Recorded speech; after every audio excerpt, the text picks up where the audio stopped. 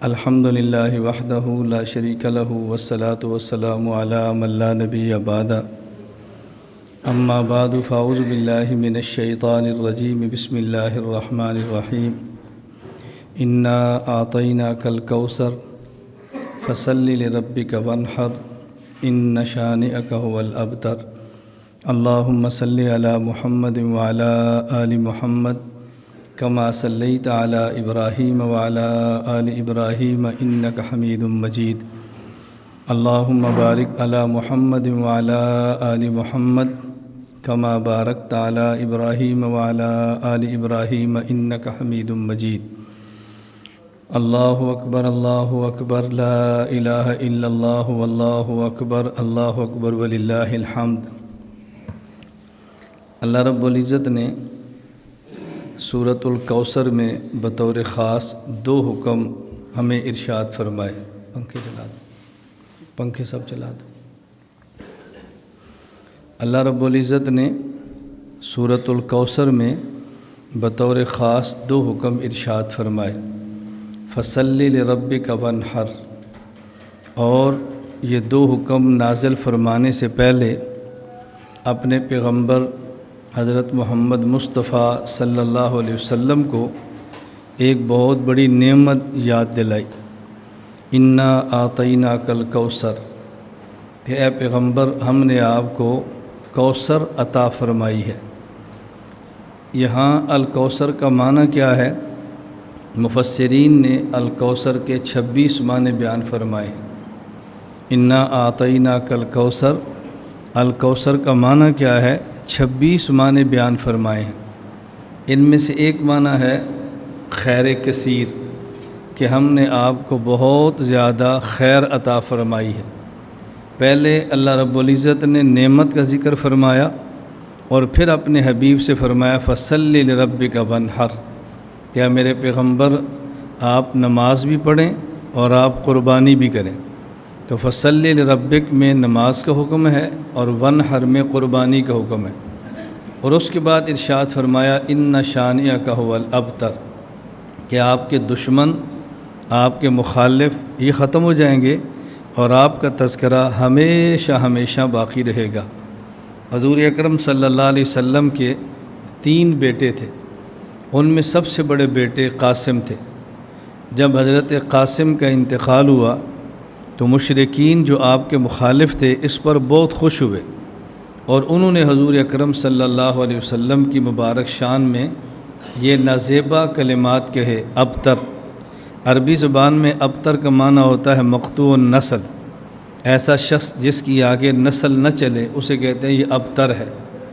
ہمارے ہاں اسی ابتر کا معنی بیان کیا جاتا ہے، کہتے ہیں اوتر نکھتر، یہ ابتر کا معنی ہے۔ جو ہمارے پنجابی میں کہتے ہیں کہ فلاں بندہ اوتر نکھتر ہے، عربی میں کہتے ہیں ابتر، کہ اس کی نسل نہ چلے۔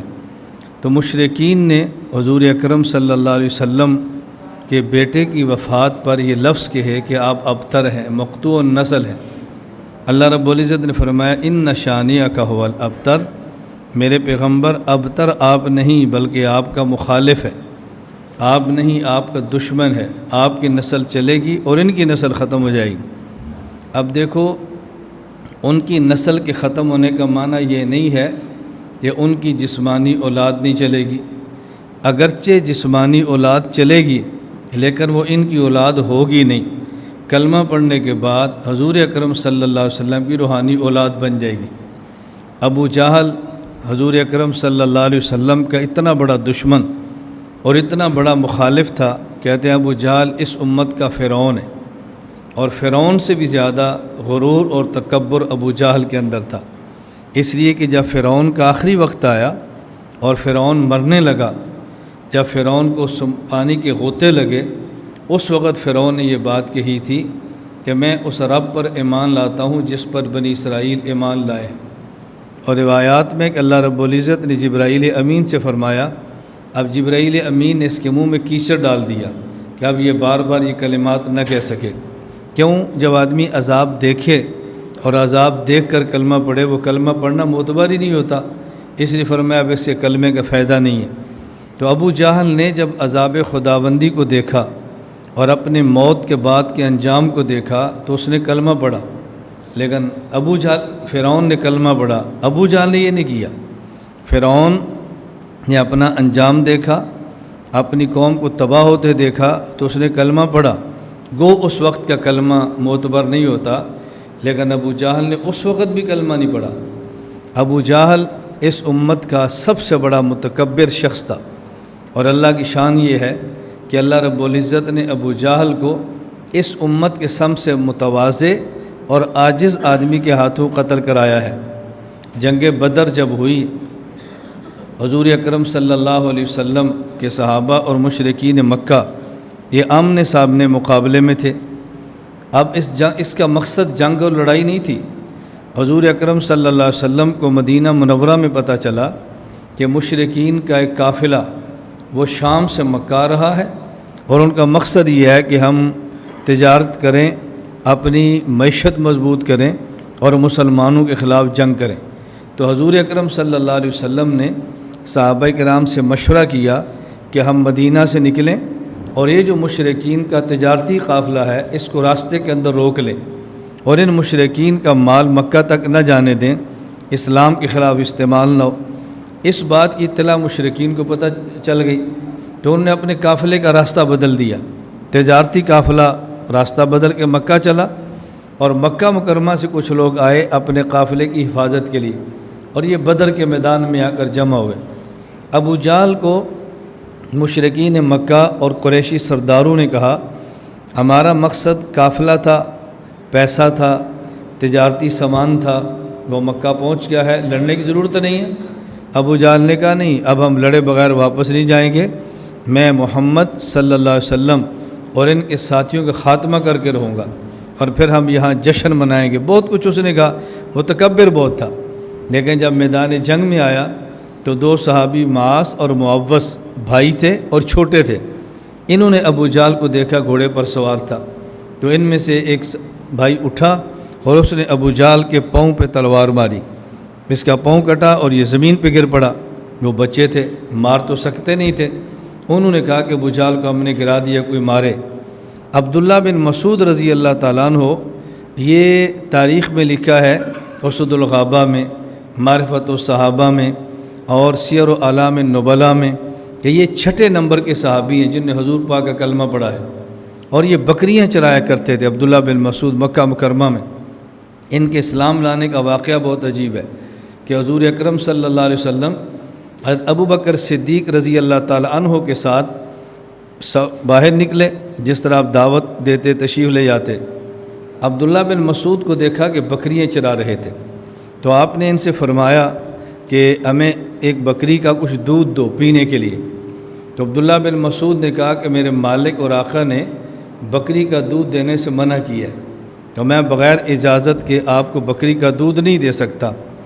رسول اللہ صلی اللہ علیہ وسلم نے فرمایا اچھا کوئی ایسی بکری بتاؤ جو دودھ نہ دیتی ہو، ایسی بکری بتاؤ جو دودھ نہ دیتی ہو۔ تو انہوں نے ایک بکری پیش کی، حضور یہ بکری ہے جس کے اندر یہ دودھ نہیں دیتی۔ تو رسول اللہ صلی اللہ علیہ وسلم نے اس کے بکری کے شیردان، بکری کے تھنوں پہ ہاتھ رکھا، وہ دودھ اتر آیا۔ اللہ کے نبی کا معجزہ تھا، آپ نے خود پیا، ابو بکر صدیق کو پلایا اور عبداللہ بن مسعود کو پلایا۔ حضرت عبداللہ بن مسعود نے جب یہ معجزہ دیکھا تو کلمہ پڑھ لیا، اشہد ان لا الہ الا اللہ ان محمد الرسول اللہ۔ پھر اللہ کے نبی نے فرمایا انک غلام معلم، یہ ایک ایسا بچہ ہے کہ جس کو اللہ علم عطا فرمائے گا۔ تو عبداللہ بن مسعود یہ بکریوں کے چرواہے تھے، بہت عاجز اور متواضع آدمی تھے۔ میں اب لمبا ان کا قصہ بیان نہیں کرتا۔ تو عبداللہ بن مسعود رضی اللہ تعالیٰ عنہ کے اور ابو جہل گرا ہوا تھا، آپ اس کی چھاتی پر چڑھے اور تلوار سے اس کا سر کاٹنے لگے۔ میں صرف بتا رہا ہوں کہ یہ فرعون کیسا تھا۔ وہ فرعون جب دریا میں غرق ہوا تو ڈر گیا، کلمہ پڑھنے لگا، اور جب یہ مرنے لگا تو عبداللہ بن مسعود کو کہتا ہے او اس چرواہے کو میرے سینے سے اتارو، کوئی چودھری لاؤ، چودھری میری گردن کٹے، پتہ لگے بھائی۔ اب مجھے لفظ کہتے شرم آتی ہے کہ آپ کے مولانا صاحب کیسی باتیں کہتے ہیں، میں آج کی زبان میں ترجمے اس کے کر رہا ہوں، میں سردار ہوں، سردار لاؤ، یہ کیا چرواہا میری گردن کاٹے گا۔ اب اللہ نے اس متکبر کی گردن متواضع عاجزی سے کٹوانی تھی، تو پھر یہ کہنے لگا اگر اسی نے گردن کاٹنی ہے تو میری گردن یہاں سے نہ کاٹو، نیچے سے کاٹو، جب لوگ سر دیکھے تو پتہ چلے سردار کا سر ہے، لمبی گردن ہے۔ یہ ایسا فرعون تھا۔ اور جب یہ مرنے لگا اور جہنم کا عذاب نظر آنے لگا تو اس ابو جہل نے کہا کہ جاؤ جا کے الیاذ باللہ الیاذ باللہ، اللہ ہم سب کی حفاظت فرمائے۔ اس نے کہا جاؤ محمد کو جا کر کہہ دو جتنی نفرت مجھے پہلے تھی آج اس سے بھی زیادہ ہے۔ اس طرح جہنم کا ایندھن یہ شخص بن گیا۔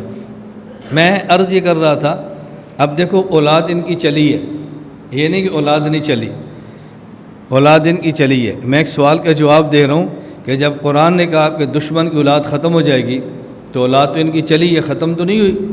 اس کا مطلب یہ تھا اگر آپ کی اولاد ان کی اولاد رہی بھی تو یہ آپ کے مقابلے میں نہیں آئے گی، یہ کلمہ پڑھ کے مسلمان بن کے حضور کی روحانی اولاد بن جائے گی۔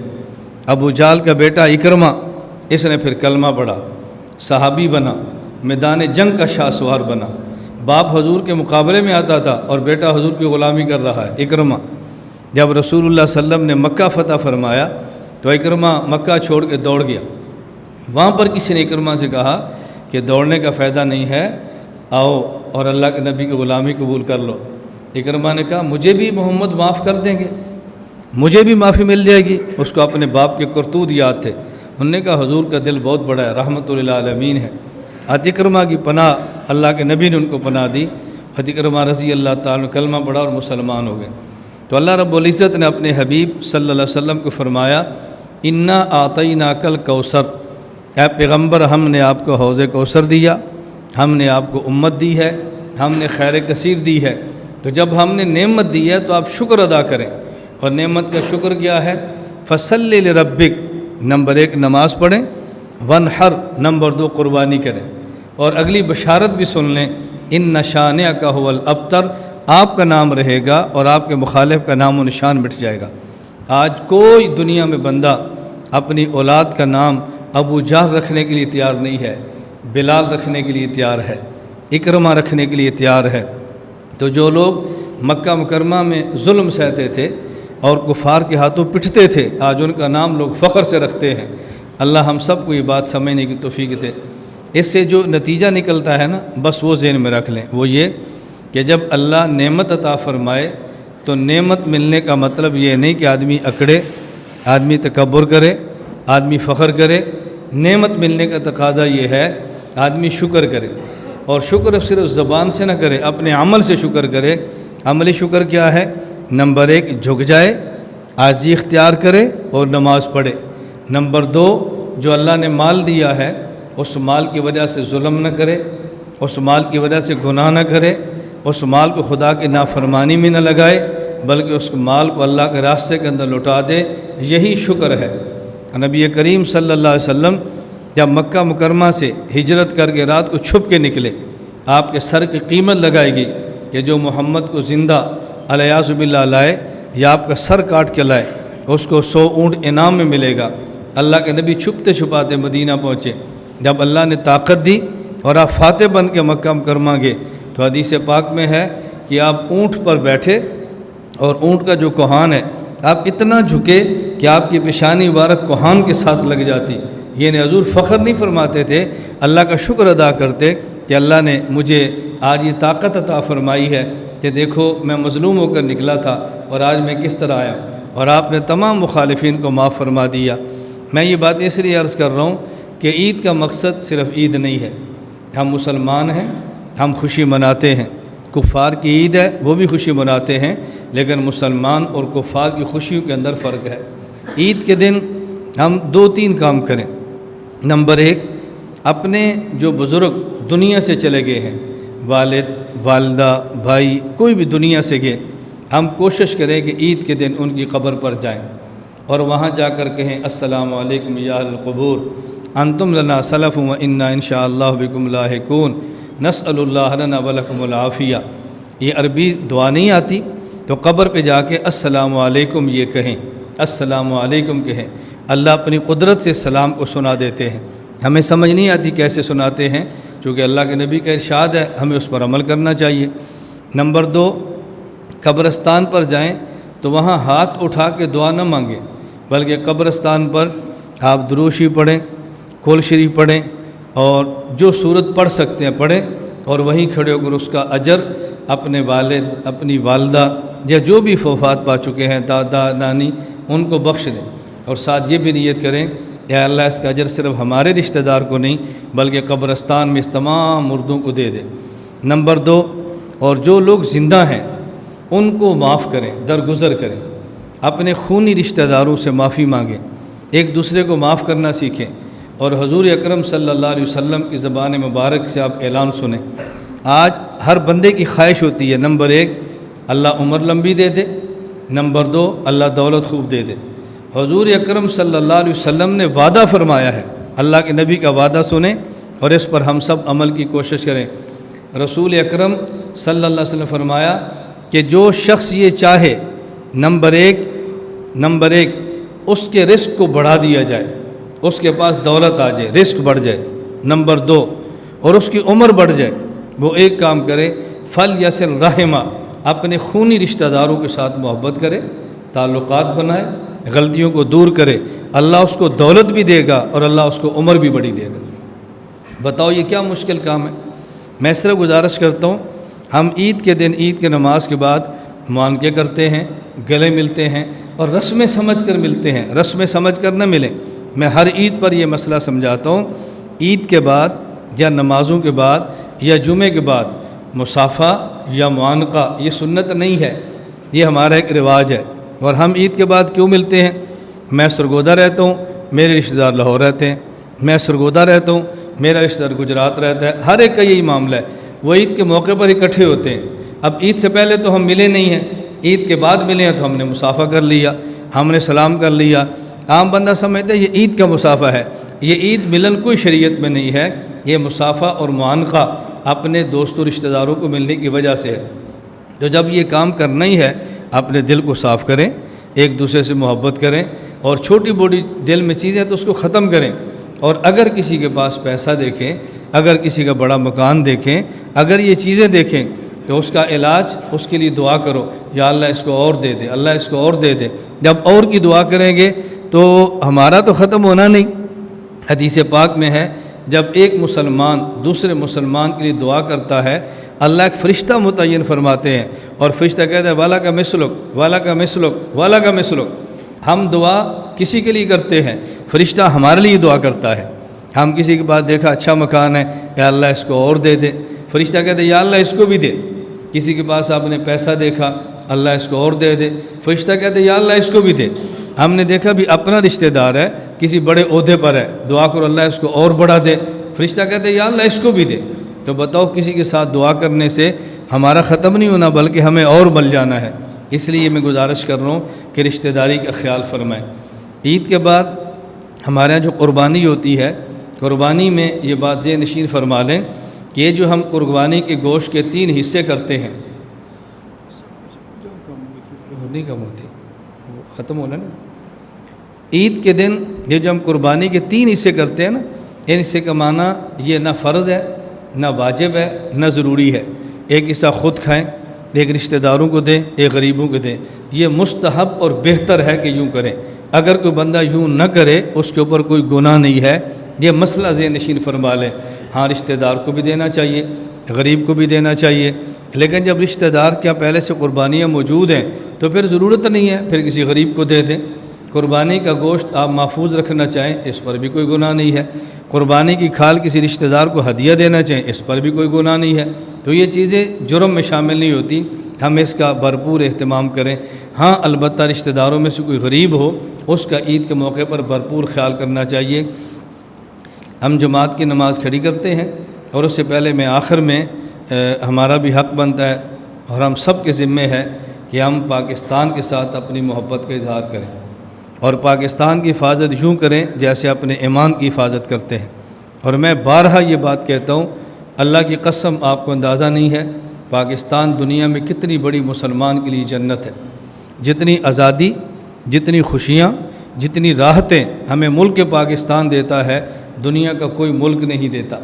ہمارے وہ لوگ جو پاکستان سے باہر بزنس کرتے ہیں یا ملازمت کرتے ہیں، آپ ان سے جا کر پوچھ لو، کروڑوں روپیہ بھی جیب کے اندر ہوگا نا، وہ ہر وقت خود کو پردیسی سمجھتے ہیں کہ پتہ نہیں ہمارے ساتھ یہ ملک آئندہ کیا فیصلہ کرے گا، اور اپنے ملک میں ہمیں یہ کوئی ٹینشن نہیں ہے۔ اللہ نے آزادی بھی دی ہے، اللہ نے دین بھی دیا ہے، اللہ نے راحت بھی دی ہے، اور جو نعمتیں خدا نے پاکستان میں رکھی ہے دنیا میں کہیں نہیں ملتی۔ دنیا میں دنیا بھر میں گھومتا ہوں، اور میں یہاں کر اپنے طلباء سے بات کہتا ہوں، آپ کی خدمت میں کہتا ہوں، اتنا اچھا کھانا، اتنی اچھی خوراک دنیا کسی ملک میں نہیں ملتی جو پاکستان کے اندر ہے۔ جتنا اچھا فروٹ آپ کھاتے ہیں دنیا میں نہیں ملتا، جتنی اچھی سبزی آپ کو ملتی ہے دنیا میں نہیں ملتی، جتنا فریش گوشت آپ کھاتے ہیں ایسے دنیا میں کہیں نہیں ملتا۔ یہ تو ظاہری نعمتیں ہیں، اللہ پاک نے بہت کرم کیا ہے جو اپنے ملک پاکستان کی حفاظت فرمائے۔ ابھی جو ہمارے ہاں یہ ملکی حالات اور بین الاقوامی سطح میں کشمکش شروع ہے، ہم آج عزم بھی کرتے ہیں اور فیصلہ بھی کرتے ہیں کہ ہم کڑے وقت میں اپنی پاکستان کی فوج کے ساتھ کھڑے ہیں، ہم اپنی فوج کے ساتھ ہیں، اور ہم قطعاً اس میں رد و بدل کرنے کے لیے تیار نہیں۔ میں اس لیے آپ سے گزارش کرتا ہوں کہ ہم صرف اپنے ساتھ نہیں، اللہ کے ساتھ یہ وعدہ کریں کہ ہمارے ملک کو اللہ محفوظ رکھے، لیکن خدا نخواستہ اگر ہمارے ملک کے ساتھ کوئی مسئلہ کھڑا ہوتا ہے، ہم اپنی فوج کے ساتھ کھڑے ہو کے اپنے ملک کا دفاع کریں گے انشاءاللہ۔ کریں گے نا بھی انشاءاللہ؟ ہاتھ اٹھا کے وعدہ کرو، کریں گے انشاءاللہ۔ اس میں کمی بیشی نہیں کرنی۔ یہ چھوٹی چھوٹی باتیں میں سمجھتا ہوں کہ بندے کو تعجب ہوتا ہے، بھیا گل کرن دی کیڑی لوڑ ہے، یہ بات کیوں کی ہے، ایسی باتیں کیوں کرتے ہیں، لیکن میں آپ کی خدمت میں عرض کرتا ہوں، اپنے ملک کو مسجد کی طرح بچاؤ۔ جس طرح مسجد کا تحفظ ضروری ہے، اس طرح اپنے ملک کا تحفظ ضروری ہے۔ ہمارے ہاں یہ 14 اگست اور 13 اگست اور یہ اگست میں بہت ساری ریلیاں بھی نکلتی ہیں، سیمینار بھی ہوتے ہیں۔ میں اس موقع پر بھی کہتا ہوں بھئی جماعتوں کے پرچم چھوڑو، اپنے ملک کا پرچم لہراؤ۔ ہمارا ملک ہے تو ہماری جماعت بھی ہے، ملک نہیں ہے تو جماعت بھی نہیں ہے، ملک ہے تو ہماری خوشیاں ہیں، ملک نہیں ہے تو خوشیاں بھی نہیں ہیں۔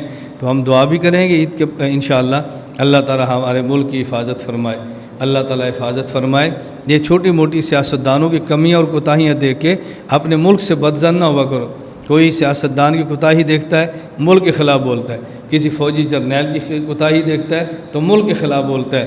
ہم دعا کرتے ہیں اللہ ہمارے افسران کو، اللہ ہمارے سربراہان کو ہدایت عطا فرمائے، صحیح فیصلوں کی توفیق عطا فرمائے، لیکن ان کے کسی غلط فیصلے کی وجہ سے ہم اپنے ملک کے خلاف ذہن سازی نہیں کر سکتے۔ اللہ ہم سب کو پاکستان اور اسلام کی حفاظت کی توفیق عطا فرمائے۔ لا الہ الا اللہ، لا الہ الا اللہ، لا الہ الا اللہ، ما لنا رب سواه۔